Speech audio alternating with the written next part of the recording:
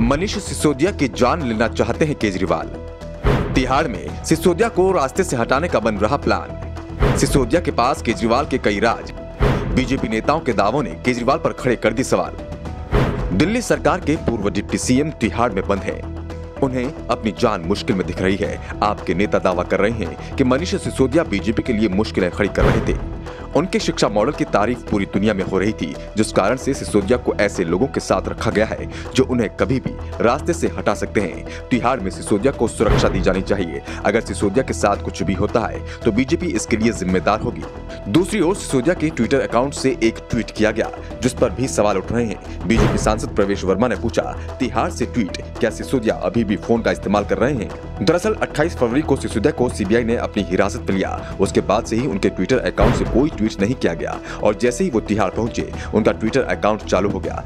सिसोदिया से अभी भी ईडी की पूछताछ चल रही है। इन सब के बीच बीजेपी सांसद मनोज तिवारी ने सनसनीखेज दावा किया है। तिवारी ने कहा है कि सिसोदिया के करीबियों के बयान बता रहे हैं कि उन्हें तिहाड़ पहुंचाने में केजरीवाल का हाथ है। मनोज तिवारी ने कहा कि आप नेताओं ने कहा कि तिहाड़ में मनीष सिसोदिया की जान ली जा सकती है। कहा गया कि उन्हें ऐसे लोगों के साथ रखा गया है जो सिसोदिया की जान भी ले सकते हैं। ये बहुत ही चिंता करने वाला सवाल है कि सिसोदिया के खिलाफ ये प्लान कौन तैयार कर रहा है।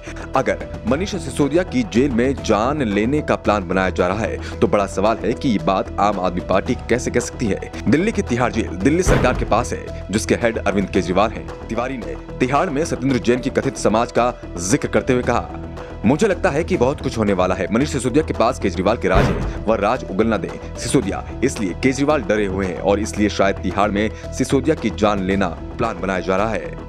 उन्हें रास्ते से हटाने की कोशिशें हो सकती हैं। तिवारी ने कहा कि सिसोदिया को पूरी सुरक्षा मिलनी चाहिए क्योंकि केजरीवाल जिस स्तर तक जा सकते हैं उसके आधार पर कहा जा सकता है कि ये झूठ के चैंपियन और साजिशों के मास्टर हैं। केजरीवाल रंग बदलने के लिए जाने जाते हैं। तिवारी ने अरविंद केजरीवाल पर भी सवाल उठाए हैं। कहा कि जिन लोगों पर केजरीवाल अभी तक देश को नुकसान पहुंचाने का आरोप लगाते रहे, आज उनको पत्र लिखा है और समर्थन मांग रहे हैं। इस बीच बीजेपी सांसद प्रवेश वर्मा ने भी चौंकाने वाला खुलासा किया। उन्होंने दावा किया कि मनीष सिसोदिया और सत्येंद्र जैन की पत्नियों ने केजरीवाल से कहा है कि वो अपने मंत्रिमंडल का विस्तार ना करें और अगर करते भी हैं तो जैसे ही सिसोदिया और सत्येंद्र जैन बाहर आएंगे उन दोनों को मंत्री बनाना पड़ेगा। साफ है, अगर बीजेपी नेताओं के दावों पर यकीन करें तो सिसोदिया की परेशानी का सबसे बड़ा कारण अरविंद केजरीवाल है। दूसरी ओर आम आदमी पार्टी ने बीजेपी के इन आरोपों को पूरी तरह से बेबुनियाद करार दिया।